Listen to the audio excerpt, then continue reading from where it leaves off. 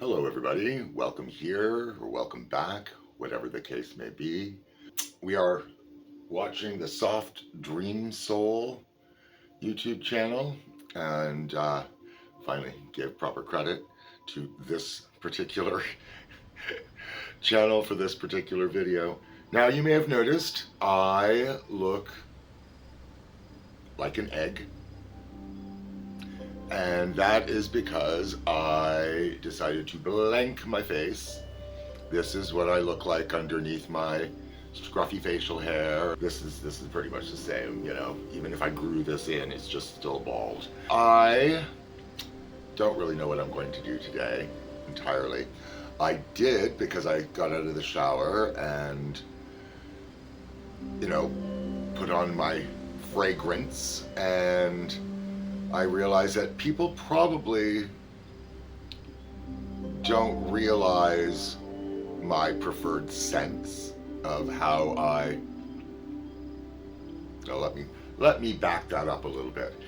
People have very personal preferences to the scent that they associate with themselves, and that there's similarities, overlaps. When I was younger, I exclusively wore Drakkar Noir, and that was it. I did not like the smell of anything else on me, and that was largely because I didn't like the way other scents mixed with my own body chemistry, and it made things very unpalatable to me. Other people said it was fine. I did not like it. And the Drakkar Noir didn't change on my body. Like Drakkar Noir, like you put it on, it was like a stamp on anybody. It's like you could tell Drakkar Noir on anybody. And I still to this day love that scent. But I have not worn it since I was probably late 20s. Because I wore it so exclusively that I got tired of it and never seemed to want to actually wear it again, even though I still liked the fragrance. Since then, I've kind of moved on, and I've dabbled in a lot of things, and I've tried, you know, things from the Body Shop. I've tried essential oils. I made my own for a while, which was kind of fun, and I like things where I made it from like cistus and ylang ylang and jasmine. Some of my favorite scents are sandalwood and patchouli. I went through a real patchouli phase because I had a lot of friends who were lesbian, and it seemed all of them during a certain phase wore patchouli, and I really liked it. I thought it was great.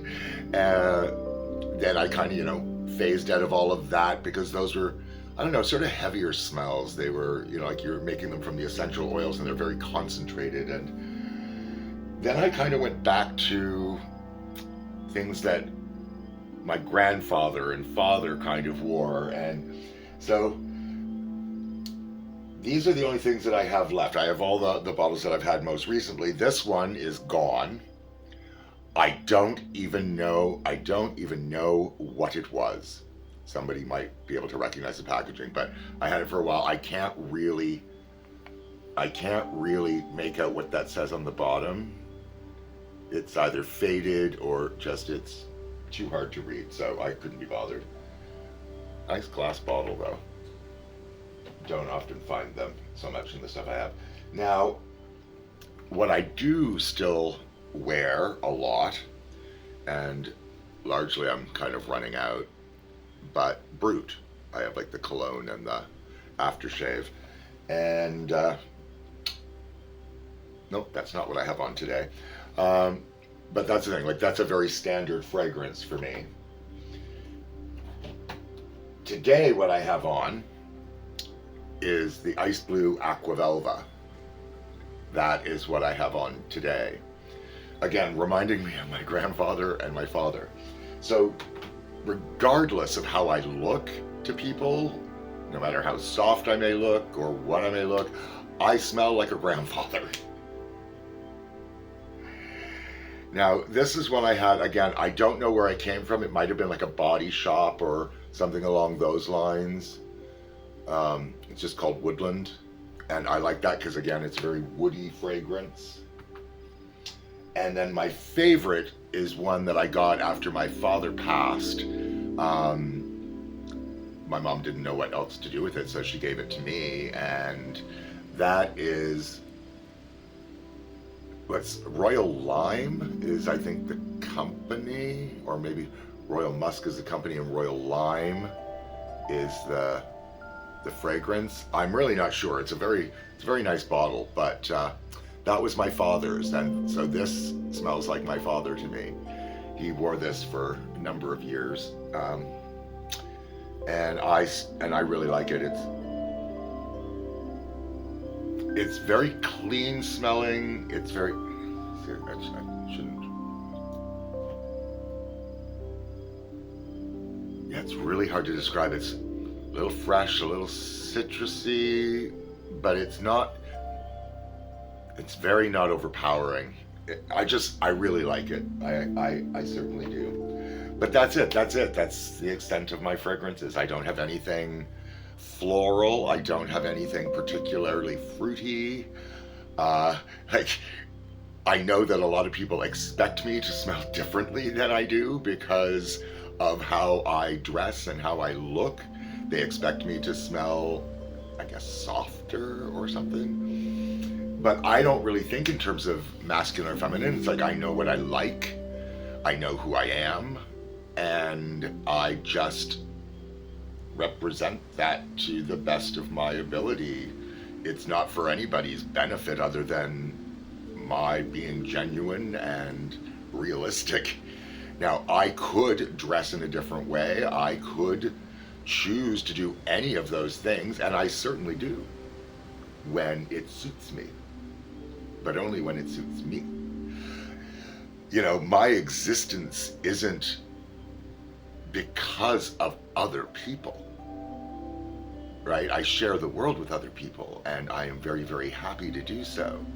And if other people don't want to share it with me because they don't like how I look, well, then they're the ones with the problem. They're the ones with the bad attitude. They're the ones that certainly don't know how to get along with others. And I am not going to be someone who caters to that kind of person.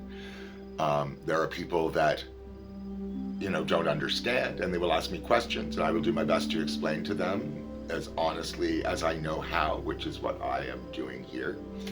I had a comment the other day of why do I wear women's clothes? So I'm going to address that from my perspective. I don't wear women's clothes. I buy clothes that I like and want to wear, and then I put them on my man's body, because at no point have I ever thought of myself as anything other than a man. That is just a factual statement for myself.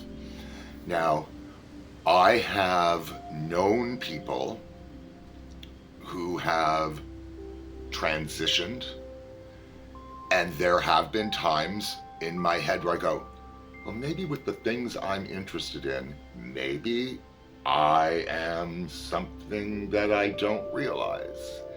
And I start genuinely, openly seeking out the information to assess whether that may or may not be true for myself. And I came to the conclusion very, very easily that I am a man. No ifs, ands, or buts about it. And my friends that were transitioning were doing the right thing for them. It was absolutely correct. And when they went through the process and when they came through the other side, it was absolutely evident that they were now who they always were, but in a more correct form for themselves. That's, I guess, the best way I can put it, because I'm not a doctor. I am not somebody with firsthand knowledge of what it's like to be a trans man or woman. So I cannot possibly speak for that. But this is how I have come to understand it from a perspective of someone that, you know, really can't relate firsthand, even though it looks to a lot of people like I should be able to. So, yes, I don't wear women's clothes. I wear clothes that when I put them on my body become my men's clothes. And if other people can't see that, then that's a deficiency within themselves and has absolutely nothing to do with me in any way, shape, or form. That being said, I really don't know what I want to do today. I've already addressed the one silly little thing that I had come up with just because I thought, well, people may not expect that. I still have Valentine candy that hasn't been opened, that was given to Denis at work, that he gave to me, and that I threw in here, and it'll probably sit there for a long time. I remember, I got some Easter candy one year, and I, just casually set it aside. I didn't pack it away or anything, just casually set it aside, and it kind of got neglected in amongst other things like this, because, there's makeup stuff in here that I don't use on a regular basis. And then when I do come across it, I'll go, oh, look, like today, the chocolate stuff that I have not thought about, in almost a month. So that's what keeps happening. And eventually I either will throw it away, I will eat it, or it will sit there indefinitely. Now, what I may do, since I'm as clean shaven, because it looks stubbly and everything else, but this is actually smooth, or as smooth as my skin will shave. Now, it leaves weird discolorations under there because I have the beard 98% of the time in some fashion. I change it like I do my makeup, like I just change different shapes in it, when I can. Make it a little thinner, make it a little thicker, make it a little bushier, take it down. Little subtle variations on things that I enjoy. But I don't enjoy this. I really don't like my mouth without facial hair around it because I find my top lip is incredibly non-existent. And I feel very, very exposed. Very, very exposed indeed. So I may try to overdraw my lips and do something with my lips today, because that's not something I usually do because of the facial hair. Maybe. That sounds like a reasonable plan, and if I don't like it, it's very easy to clean off without it just getting mucked into the beard. And you may see that this is all smooth now. I take a little bit off under here, and I take off that from the outside. So that's the starting. So I can draw on my own eyebrows. I can make them up here a little higher than usual. I can do them down here so that this is as tall as it gets, so they're a little lower than usual. And then I can make this go in any direction that I want. And it gives me the most versatility with an eyebrow. So that's why I do that. Anybody that just wants their eyebrows to look nice and the same in a specific shape all the time, just get them groomed to be that. Either do it yourself or go and get somebody to do it, because that's the easiest thing to do. Trying to redraw an eyebrow on every day, which I don't do every day. Sometimes I just look like this. Sometimes I just go, fine, I'm an alien egg. And that's okay. I don't really mind. If other people have a problem with the way I look, that is indeed their problem. And I will not own it. But let me pull out. If I had a plan, I wouldn't be setting this up now, figuring it out as I go along. Will light make a difference? I think we're going to go into some magical forest music. There, let's properly give them credit now too. Beautiful, brilliant, magic mushroom forest. Ooh, a magic mushroom forest. Not a magical mushroom forest, a magic mushroom forest. Now, this is, gotta make sure no wood shavings. This is an eyebrow, my eyebrow pencil. Comes with a little spoolie on the end. Yeah, I've used this a lot, as you can tell. So it's Marcel. I don't know what color it is. Let's see, what's the color? Can I read that?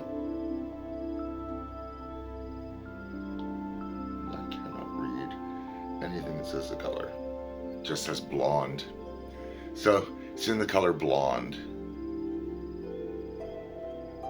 Now, I don't know why it says blonde, because it's not a bad color to sort of, like, and I have pretty dark brows naturally. But it's not too bad of a color choice.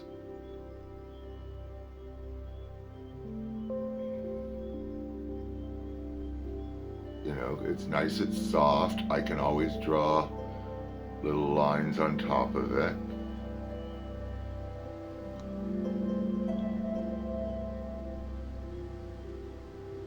This is the hardest side for me to do because it's the side that has the most give, for whatever reason. I wouldn't mind if both sides of my face behave the same way, but they don't.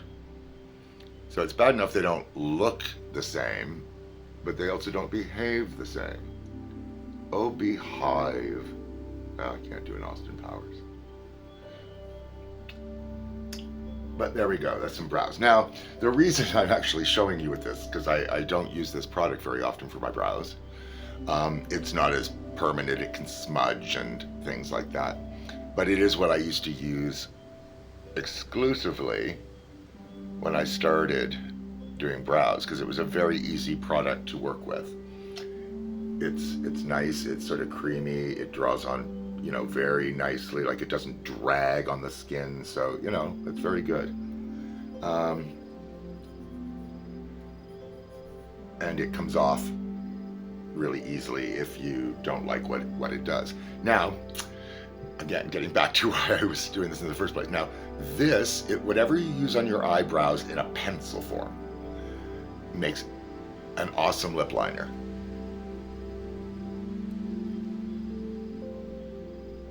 For some reason, color-wise, it always works. Even if it's a black.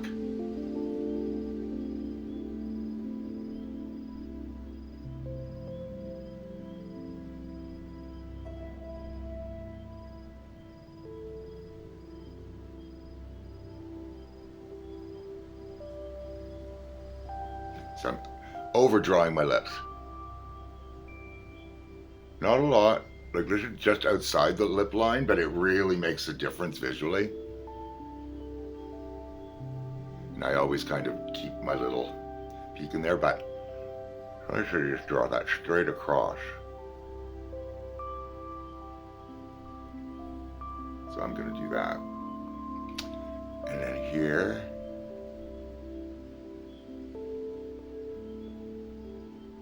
just outside.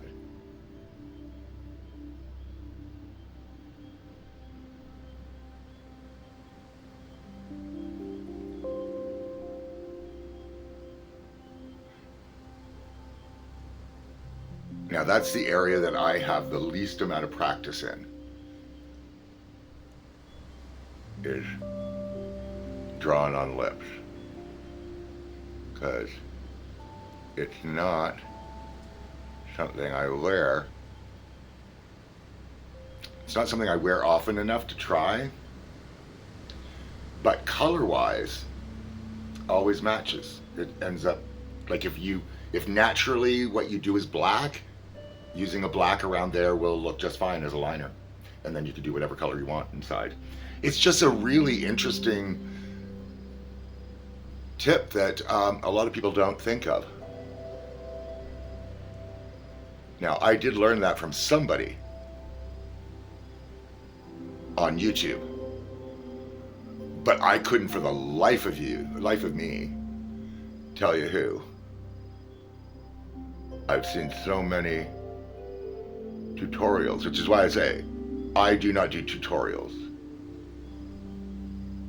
I just demonstrate what I do so people can learn from my mistakes and anything that may be deemed a success, whatever that may be. I've never really just colored this all in before, so.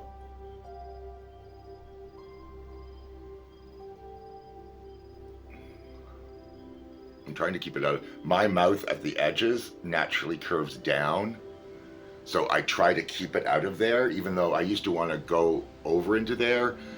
The problem I have is if I draw my lips to that, everything always just really frowny face. Wow. Does that ever give you extra lips? Crazy.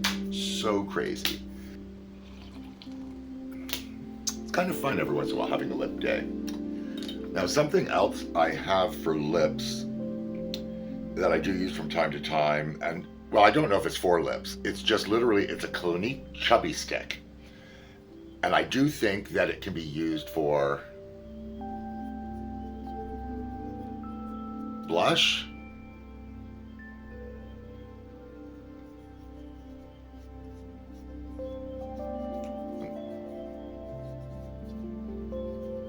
Right? See, just gives you some color. And you can use it for lips, gives you some color. Hopefully putting that on my lips isn't gonna screw up things for later. Something else I wanted to try while I'm doing this. Maybe I'll use my blue white for this. Is putting the highlight part on the top.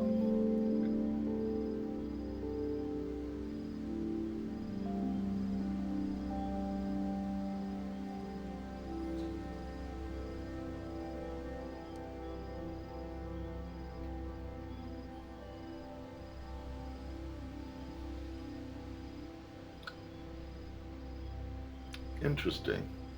Kind of an extra outline to the lips. Let me just do it down here too.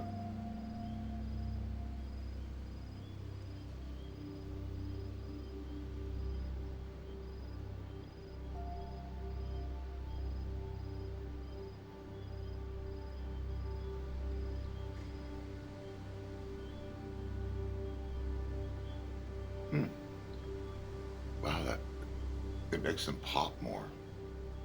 Interesting. It's crazy the stuff that you see people do and hear, and I kind of take it in, but I don't really do anything with it until I'm doing a moment like this and go, well, let's see what that does on me.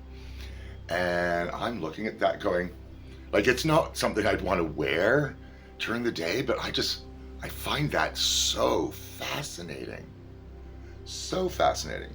These are the lip liners that I have. And this is my Fennel. Now, I've used several things that are Fennel, like my Misty Rose. Anything that I say, oh, my $35 or 35-year-old makeup, it's my Fennel, which is an MLM that I didn't participate in, but I bought one of the, the initial entry deals for a couple of $100, and then you get some training to put on some basic makeup. And that was my introduction to putting makeup on anybody.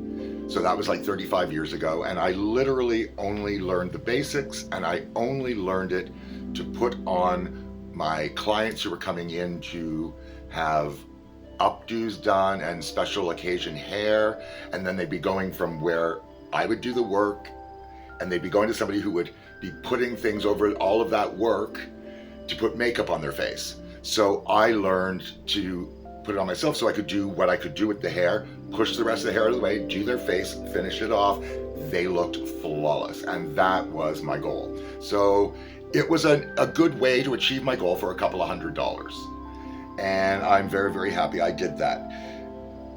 Now, that whole MLM thing I don't really like, and the products, because I've also bought some things from Unique, which I also consider the same thing. Like, I don't know if officially any of these things are MLMs in the way that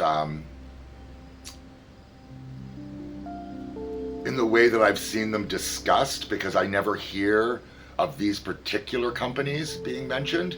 So they're either smaller versions, or maybe they are MLM adjacent. I don't really know. So anyways, I have this Fennel lip liner crayon, and it is in cinnamon. And again, it was one of the ones I particularly liked because again, it's a soft color. And I had a lipstick to match. I had the lipstick of cinnamon, and I liked it so much, it's gone. And this is all that's left of the lip liner. And keeping in mind, I don't like to wear lip liner. And all these ones that I have here are not the ones I used on customers. I had a kit for that, and I had a lot of little small things in that so I could draw on a lot of colors, and then I would buy the bigger ones of things I liked, but those were exclusively for me. Now, I also have this, what is this one? I have the Wet n Wild lip liner. This is the color. I will try and do my best to swatch it on my pasty skin. See, it's a darker sort of brownish color. Again, I like that.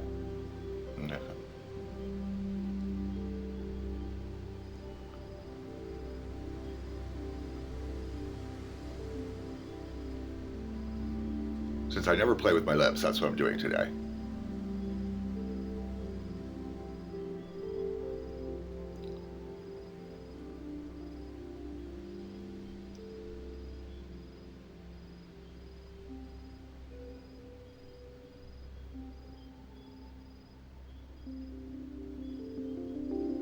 Working on lips is not conducive to talking.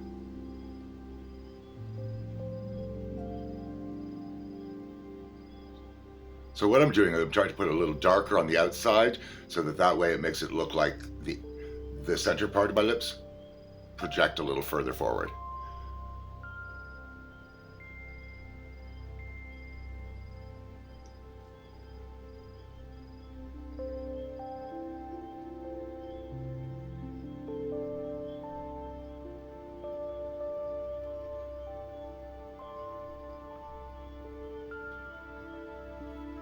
Which may or may not do anything at all, but that's what I'm trying to do. Okay, so I'm onto the reds. I have, which one is this? This is my unique. So this is the other MLM company that I got. And again, the products are always sort of adequate, right? So here is this one.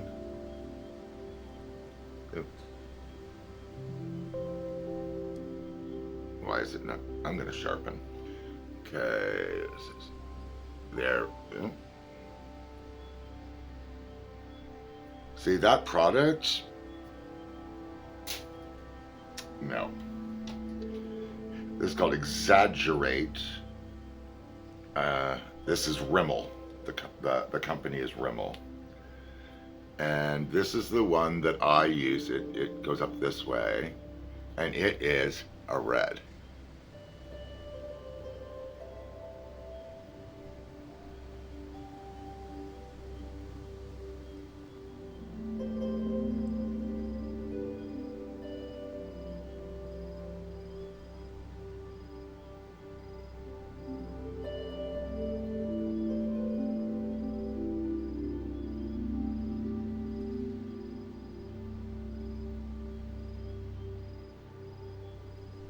And it's kind of soft and creamy, so it's really difficult for me to use because it turns up. Okay, turns up, and it's sort of like a little stick thing. So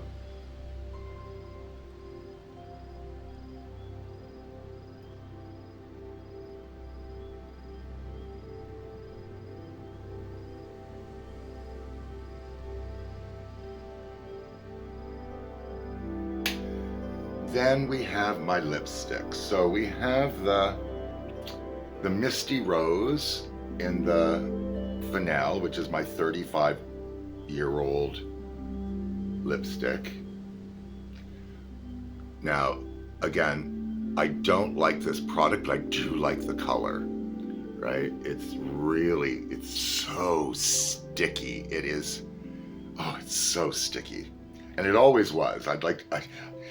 People go, Oh, well, it's because it's so old. No, it was always like this. It has not really changed at all. But the color is so nice to me that I just really, really like it.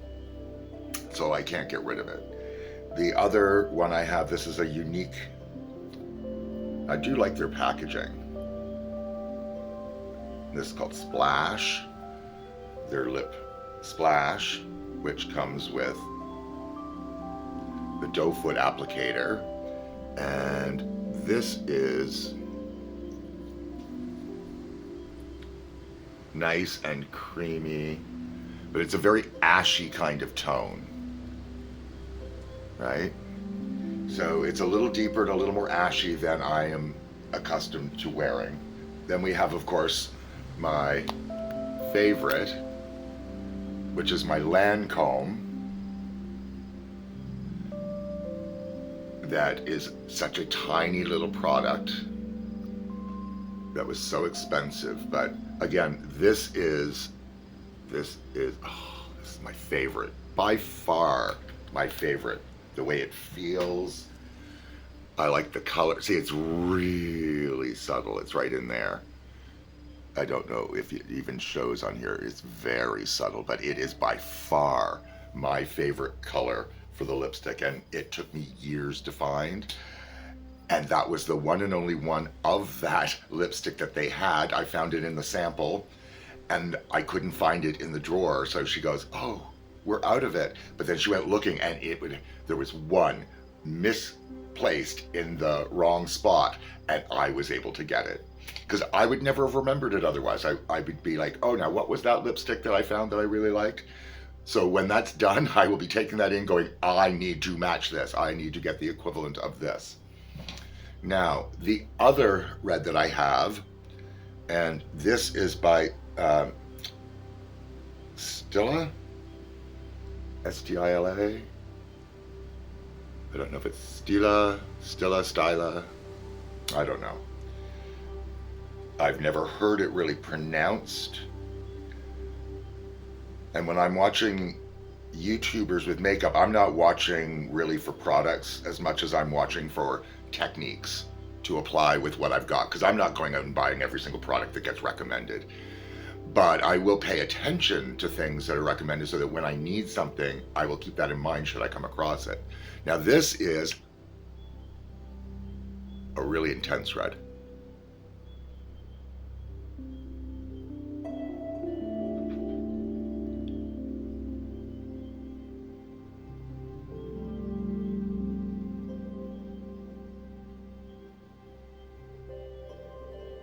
I don't know what face to make to do this.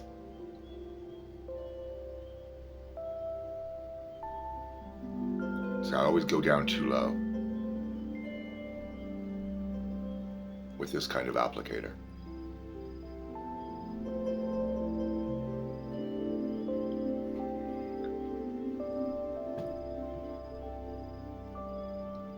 Maybe I can clean that up after.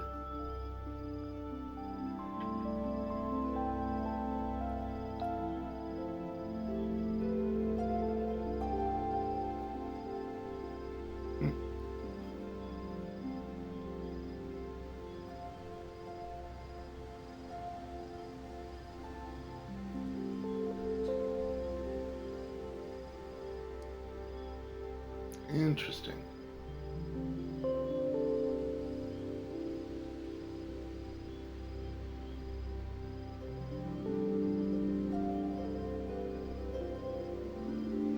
It's weird putting that on first,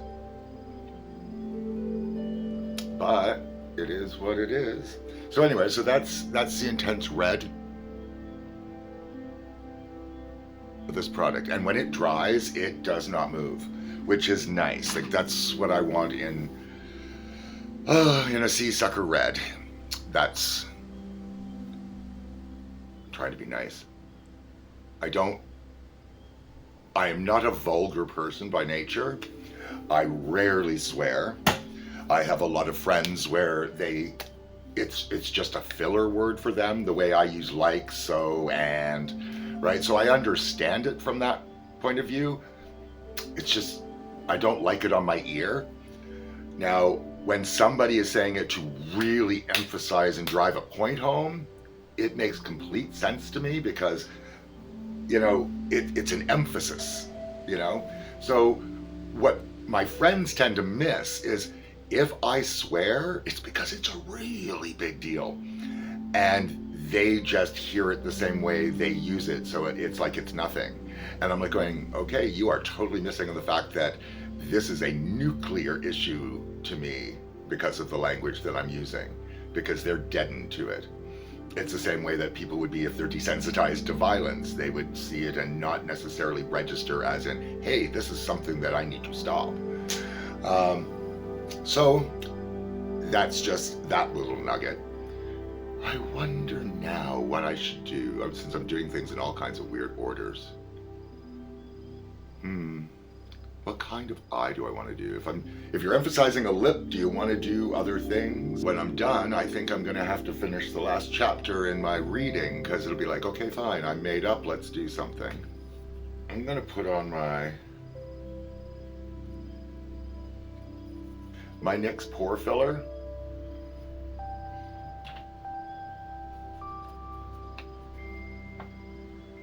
And that's how much I'm using. Gotta be careful so it doesn't just drop off my fingers. Smushing it into the nose. I didn't lose any today. So I'm finding if I don't put too much on, I have more control. Which I guess is always a good thing. Use less, even if you have to go back with more, than putting on too much or having it fall off and losing and wasting it. So all of that's just good advice. Common sense. It just takes me a while sometimes to learn what is common about things that I've never done or I'm learning to do or things of that nature. It's all good. Things of that nature, that's almost a filler thing for me now, I'm discovering. When I'm editing, I tend to learn a lot about myself because I don't realize, A, how I sound, B, how many times I stick the word so, and, ooh. All of those things are they come out of me subconsciously. I was going to say unconsciously. So when I pass out, so, and, yeah. Oh, the English language, I tell you. What I want to say and then what comes out of my mouth are sometimes at odds with each other. I have these 3 liquid shadows. They are by Revolution. And I'm wondering if I could use one of these as primer. And that's what I'm going to do. I'm going to take now that's going to be shiny, but I'm going to take the non-glittery side and just see if I can put that down.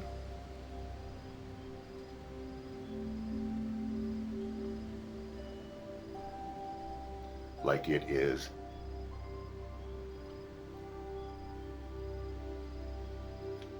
an eyelid primer.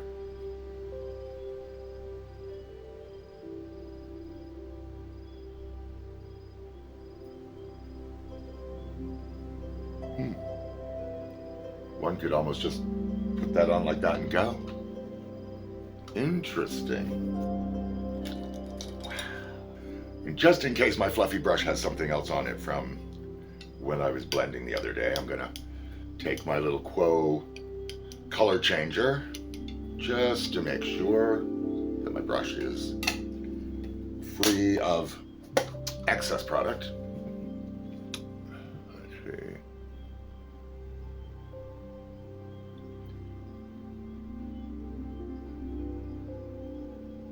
So we have primed, unprimed, highlighted. I don't know, that's kind of neat how I just stuck that on and that's good to go. Like I didn't need any primer for that. That is primer. And it has a sheen. I keep thinking it has a sheen like Charlie or Martin. God, like a one joke wonder. And it wasn't even a hit.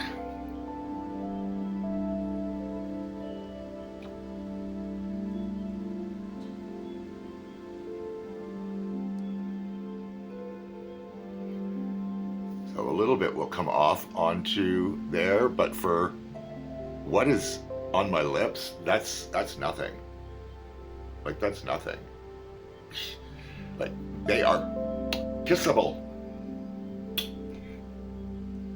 But just as a personal note, this is probably the happiest I've ever been doing my lips in any way. So I'm glad you were around for that. I really am. Like, this is just, it's kind of funny for me because normally I just find that it's really, they're really exaggerated. And today, I don't know. Like, not the color and everything else, but I kind of wish that's how full my upper lip was naturally. It just has a better balance. Want to go in with color, or do I just want to keep things more subtle and earthy? And I'm gonna go in with my I Love the World palette, courtesy of Candy Casey, and I'm gonna take that color right there next to the deepest one, because I'll use that too, because it's not a black, it's a brown, like a darker brown and a darkest brown. And I think that will go nice with that bronzy color.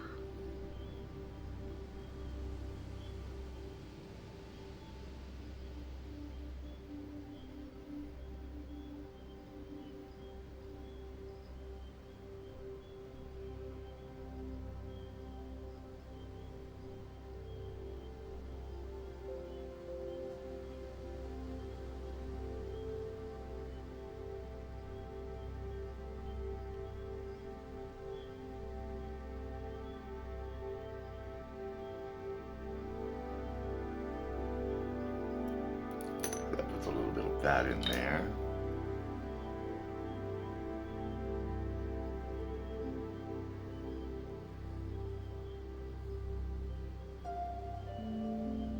I need to put in the lighter color though first. My typical, what I've got in here, it's gonna be gone soon. Oh, see, I got something on my finger from the case, from the holding up the product. That's what I have to be careful that I don't get on my face and muck everything up, because I am very bad for that.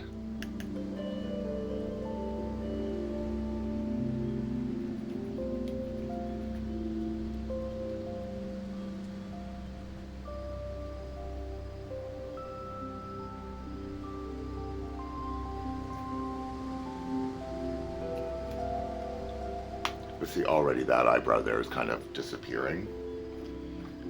I think what I will do, if I can find it, is my lift and snatch in a soft brown. This is the soft brown.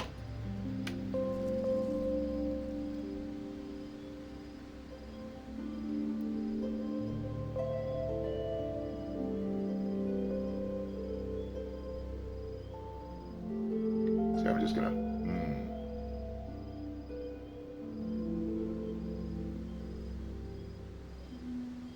see, a little will come off, but very little. And I bet you that is the lip liner, not the lipstick.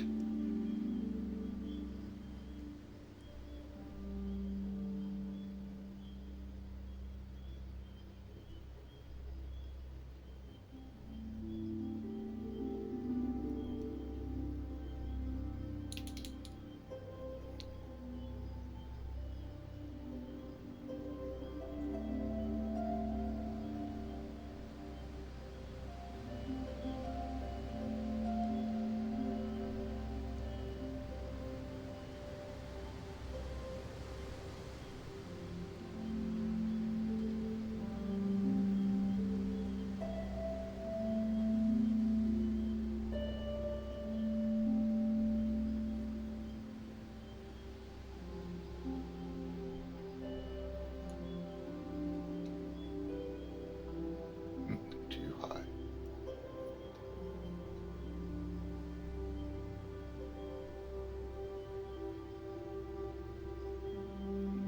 Yeah, it'll do. Not quite the bird wings of the other day that were so uniform, it was bizarre. Now, Go in with that deeper color. Still stick with this for now, just punch a little more of that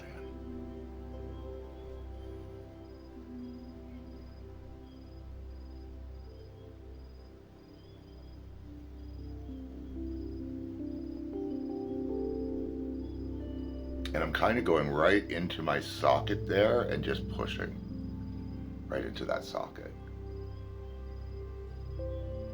Not, so hard that it's going to pop my eyeball out of place or anything, but that's just the position that I have it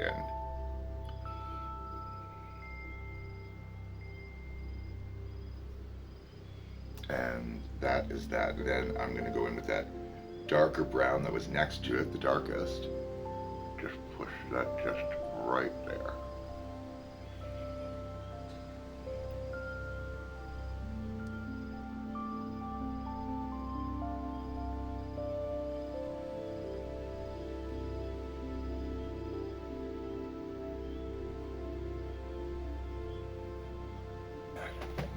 Let's take what's on the brush still. And I'm just going to put that under here.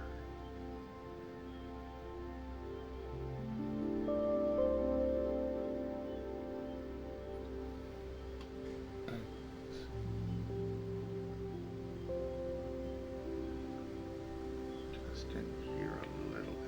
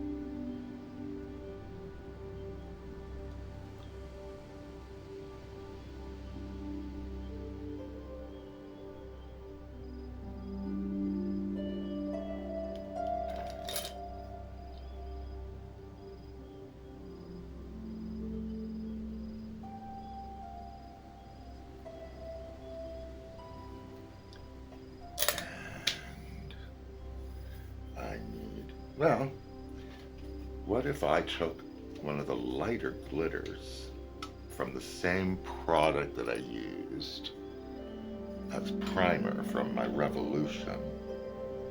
Let's see. I'm going to use the lighter on the glitter side.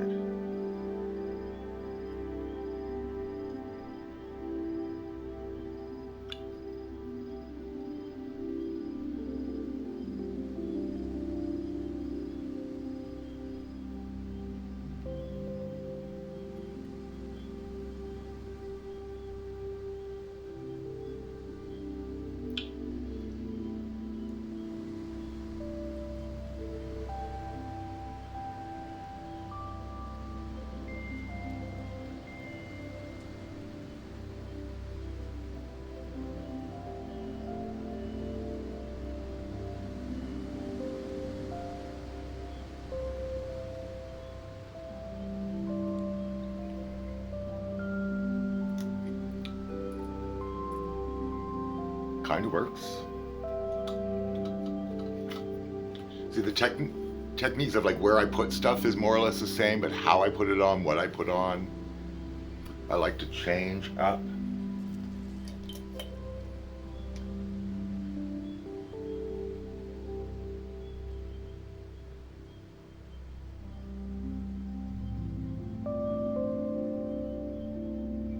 So that's no eyeliner. So let's see what happens if I put on, let's see, put this on the outside.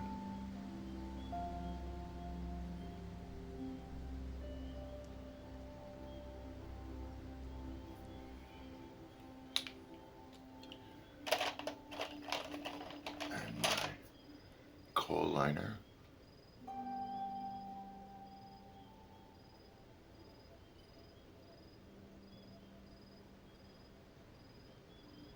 put that right on the lash line out there, and then up into the water line out here.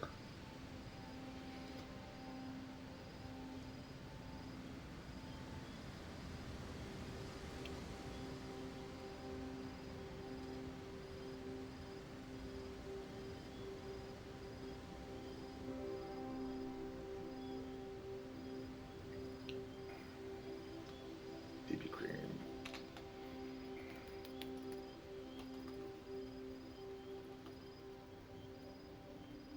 See, when I shave, I kind of have to go back a little further because it really shows on my scalp.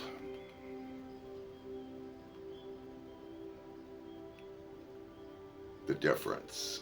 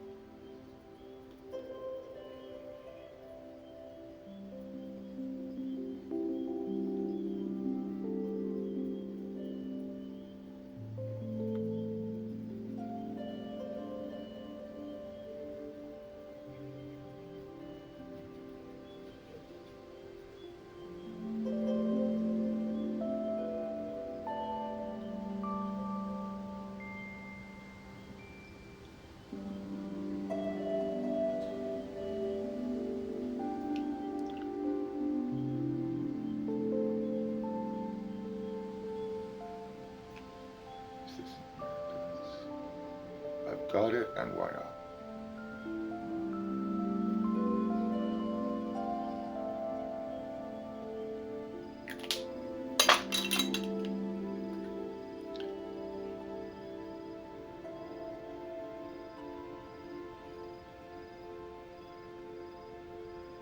Sometimes you just gotta soften it a bit with your fingers to get it to blend a little better.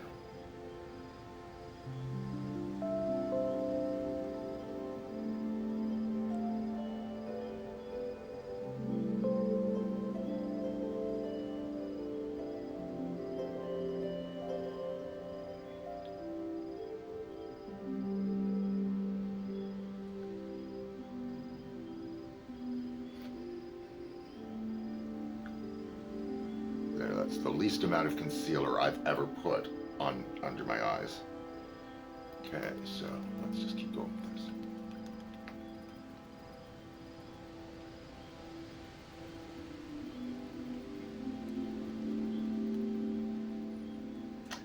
I think I'm going to do some of this first.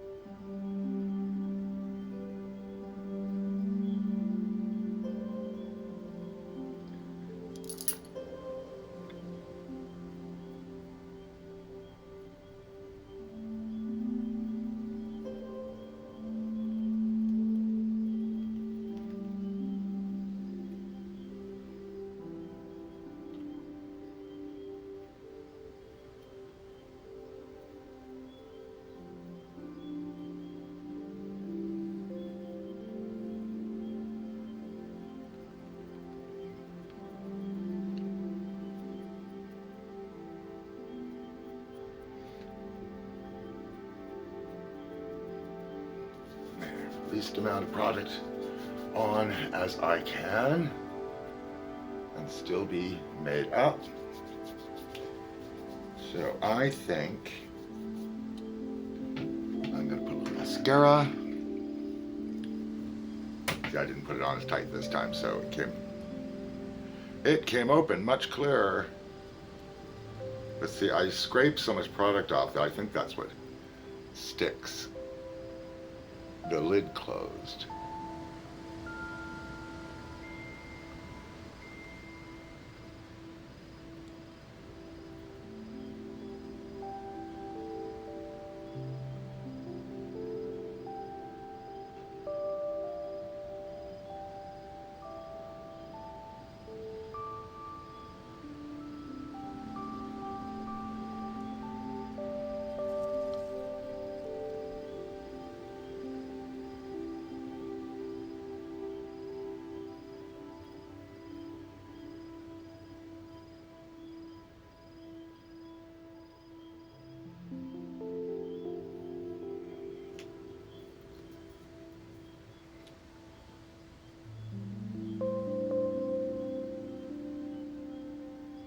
sort of like a rouge. So I'm going to try that again, put that on now that I've covered that over. Let's see, just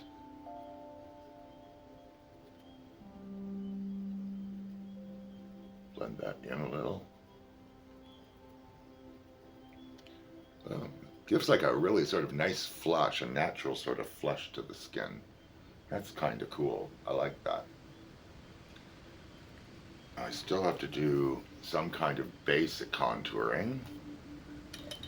So, as usual, I'm taking this color here, and I'm going to bring that down in here.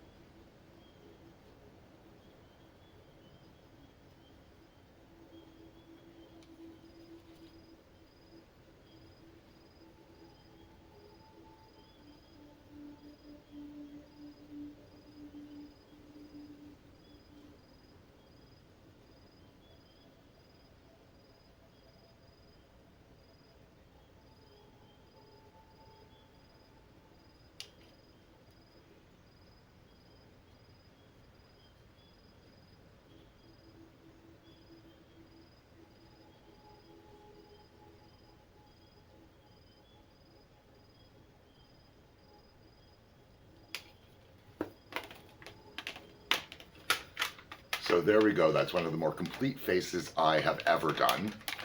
And I've done it in very different ways than I have ever done it before.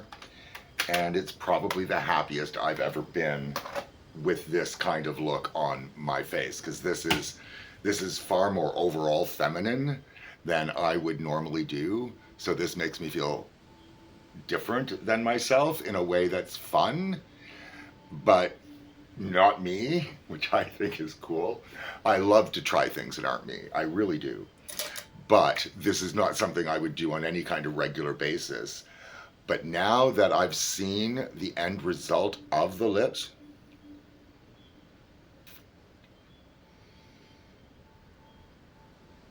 I would definitely do them again. I do like the idea of the slightly darker on the outside. It gives some extra dimension, and I'm sure I could do a lot better if I had more practice for that. So, until the next time, as always, take care of yourselves and each other.